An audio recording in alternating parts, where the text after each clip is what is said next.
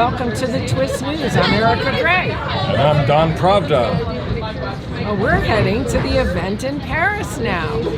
And we're going to be taking a cab from Grand Central to Kennedy Airport. We're really excited about this event. How about that? Do any of you envy us? Paris. Yes. In springtime. Paris. And we're going to be with diplomats. And we're going to have lots of questions. And we're going to be filming while we're there. But Don, you had an interesting event this week at a synagogue. You want to talk about it? And you listened to Alan Dershowitz. We heard at great length from Professor Alan Dershowitz of Harvard Law School. He had a lot to tell us, and some of it, in fact, is very eclectic, but he's also let us know that his opinion, that he's a man around 80 years old now, and he's experienced a lot in life. He feels the system in America is systematically anti-Semitic, and he has endured and grown through this system. Of course, he's achieved and done very well with his life as a professor and lawyer and as an author. And he has expressed certain views, including that which is Jeffersonian, and that if one side is against it and the other side is for the issue, he said, let the other side fix it. The other matter is, and we're relating to the big event, the big demonstrations rather in Israel, yes, is that he explained the Constitution of the United States and its changes. We had a president named Andrew Jackson. He believed that judges and prosecutors should be elected. In Israel, which is a new nation, it's very simple. They have a different system. And the government appoints prosecutors and judges and ultimately Supreme Court judges, which is not different than the United States of America.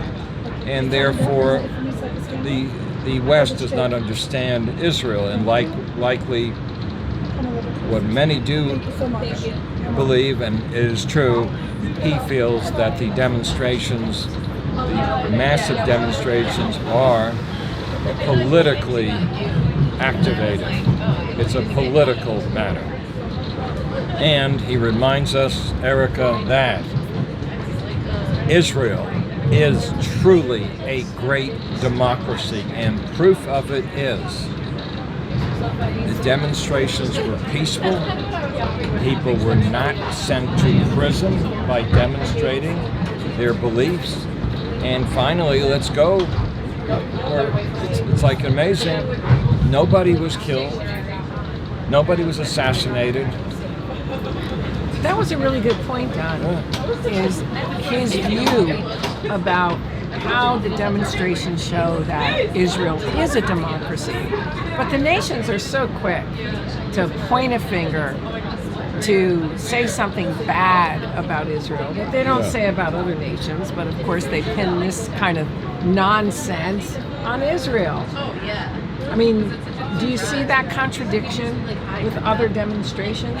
I mean, are they talking about the protests now in Paris? Right. And does that mean that thousands are protesting? The retirement age is being raised by Mr. Macron, and there's a lot of anger right now in Paris where we are going. I hope people are not being arrested or killed. I do not know. I doubt that is happening, but it might be. But I realize that demonstrations are also over a law that they feel would be undemocratic. But I think what the nations are doing is making the fact that the protests are happening to begin with, making it almost seem as if Israel is unstable. Well, it is not unstable. It's a very stable nation. And by the way, the stable nation. It's eighth most powerful nation in the world right now. Rocking with a remarkable economy. Little Israel is strong. Little Israel, it is a little giant. Little Israel, the size of Vermont, which many people cannot even fathom, surrounded by Arab countries, by the way. It's not in the Midwest. It's not in New England. The camera has a mind of its own. It's all of a sudden doing what it wants. Take a look, but Israel is in the Middle East. You might have heard of nations like Jordan, Egypt, Syria. They're surrounding little Israel. And they are strong, and they have a different system of government. They have a different system in the judicial. But it needs to make some minor changes. And you know what makes a democracy what it is? It's called compromise. And that's my basic political science course when I was a freshman in college.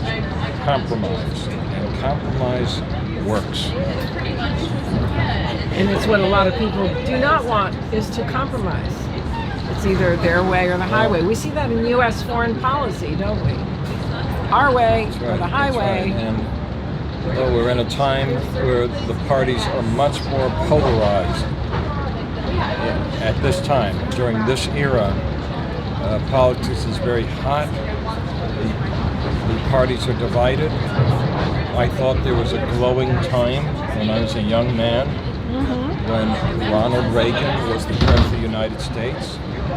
Well, I'd say about 45% were not happy about that, but there was a Speaker of the House. His name was Tip O'Neill. When I'd walk through the hall, I had to look up. He was about 6'5". He was a Massachusetts Democrat, and he understood compromise. And he knew he's going to have to work with Ronald Reagan, and he's going to have to work with Dick Cheney. And in that first term of Reagan, who said a lot got done? Tip O'Neill, the Speaker of the House. Yeah, but we don't see that compromise. We don't really see compromise. Seeing it less now. Seeing it a lot less. There's a real contention between the Democrats and the Republicans.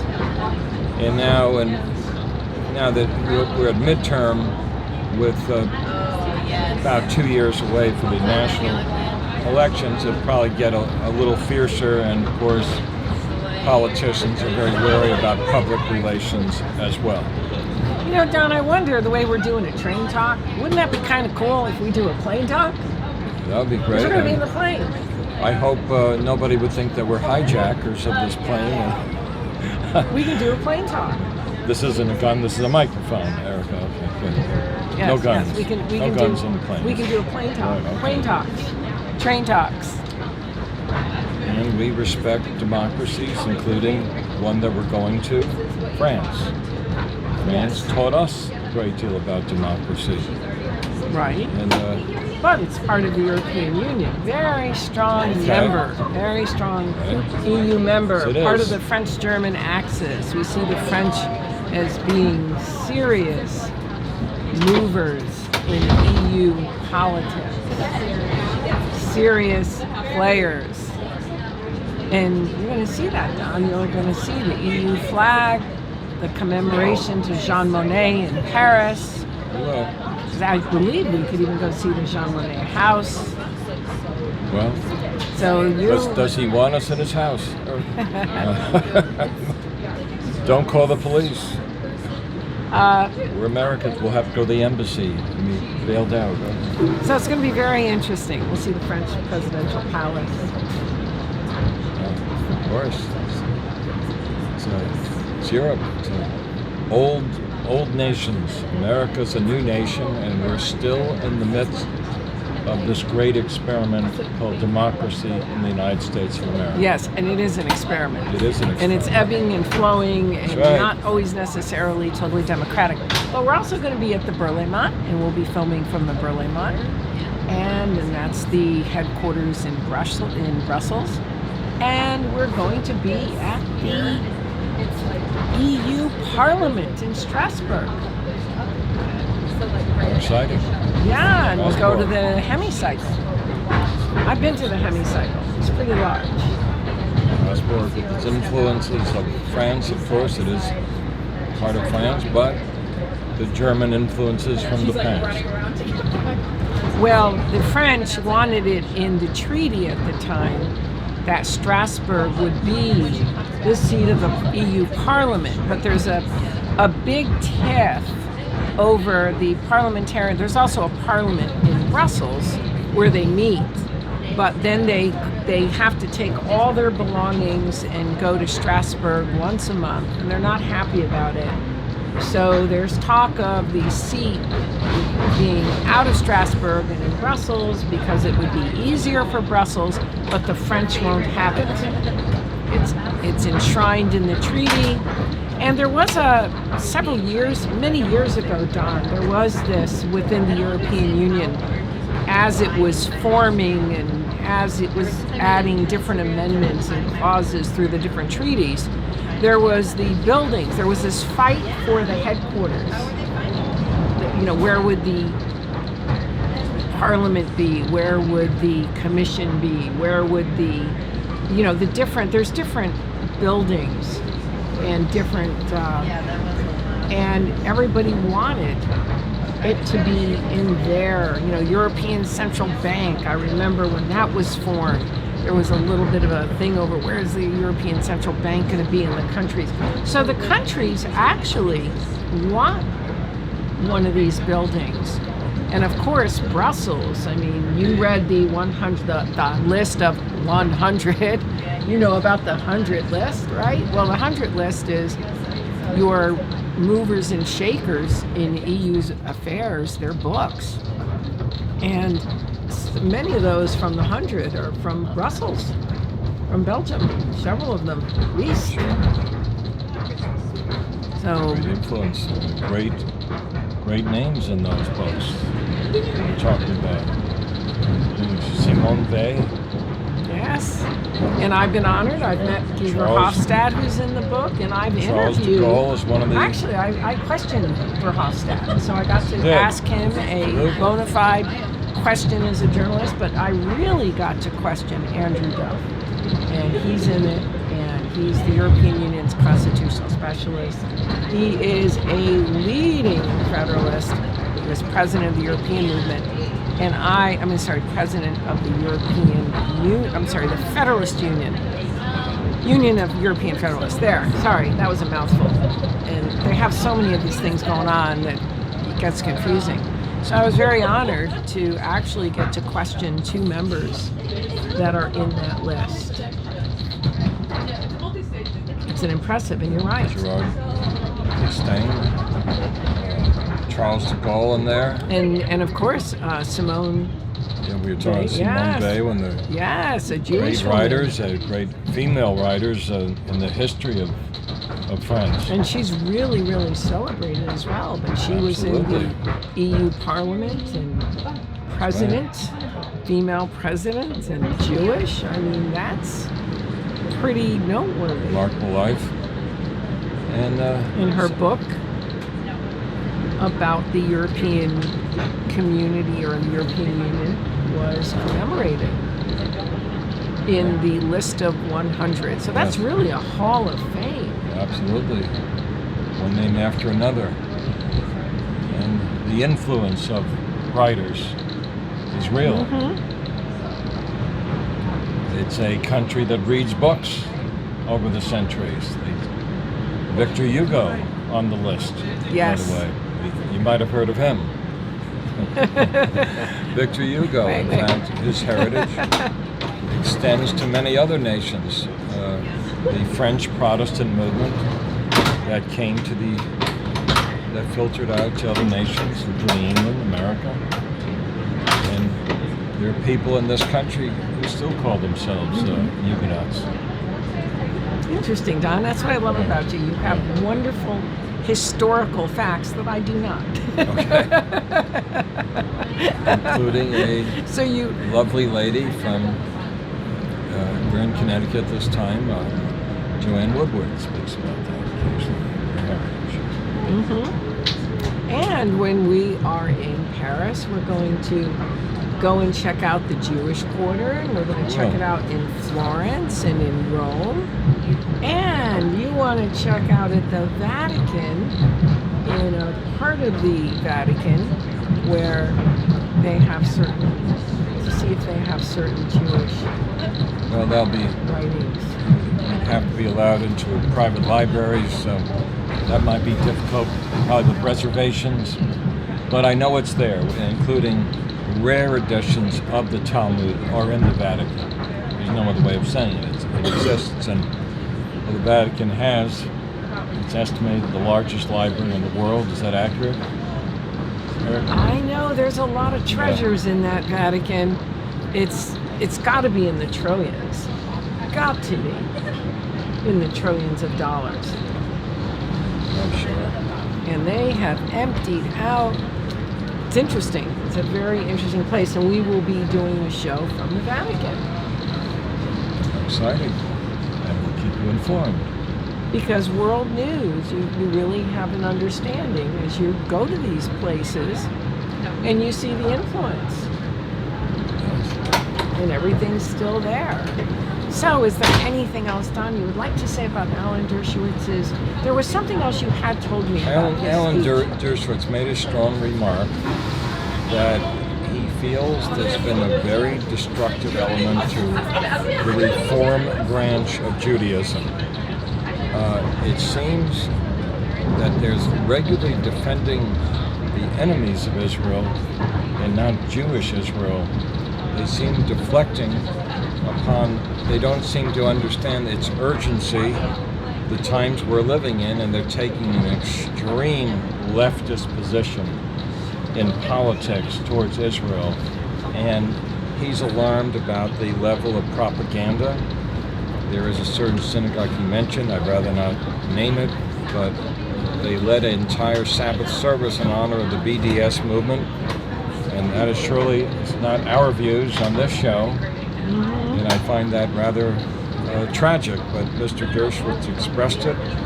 He is a fellow who is rooted in Brooklyn synagogues of his time, which were generally Orthodox, and he is from the Brooklyn College and then later Harvard, and he is not really affiliated with that movement. However, he's been a lecturer there over the years, and he's a prolific author.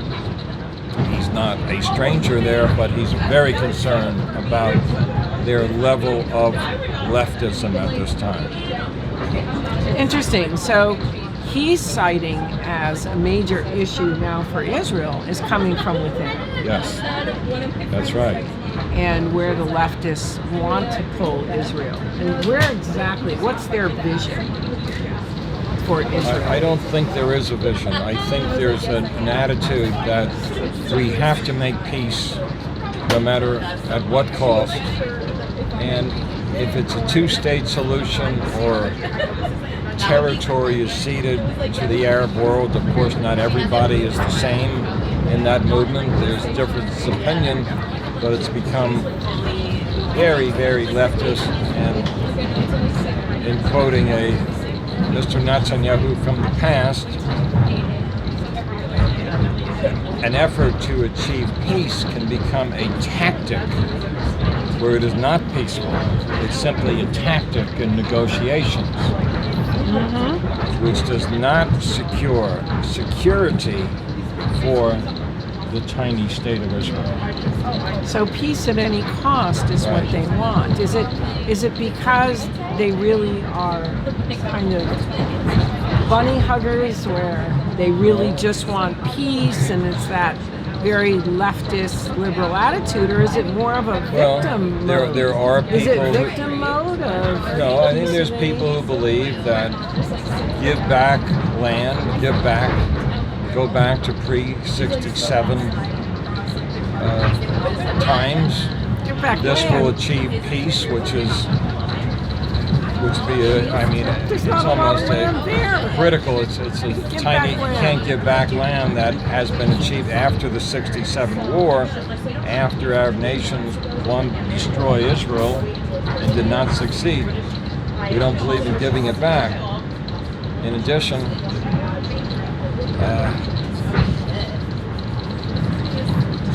land for peace. The other matter is settlements. This kind of a mantra. No more settlements.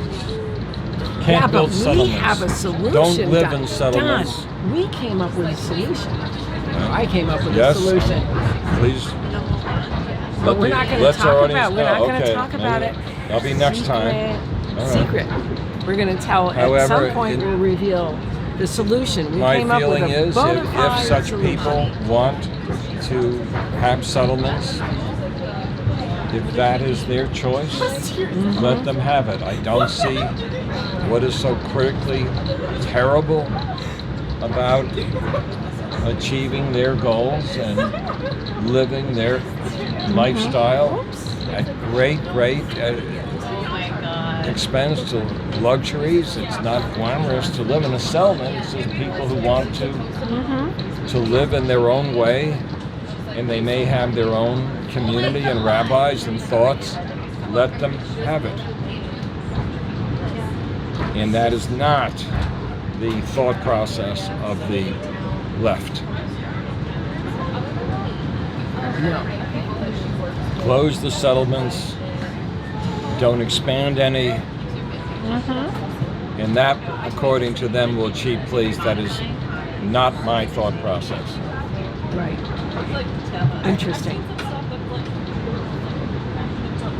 And it's got to be a real issue just within the nation to have these definitely conflicting views. But we've come up with an idea, and we'll discuss it at some point, not on this train talk. Okay? We've got some ideas. We're going to share it. Absolutely. In our busy train heading to Manhattan during rush hour. Give us some applause. We're doing this show during rush hour, heading into Manhattan. That takes guts, Erika. Yeah, it really does. It really does. Well, that's something we have. We have guts. We have guts, definitely. We do. Yeah. Definitely. You have to have guts when you take unpopular positions. That's right. That's right. So anyway, folks, that's it for today's Train Talk. And stay tuned as we are going to be recording as probably next we'll be at the airport and you'll hear from us again. And we're going to be recording while we are doing this trip, giving you our impressions. Hopefully I will get some interesting interviews while we are at the event.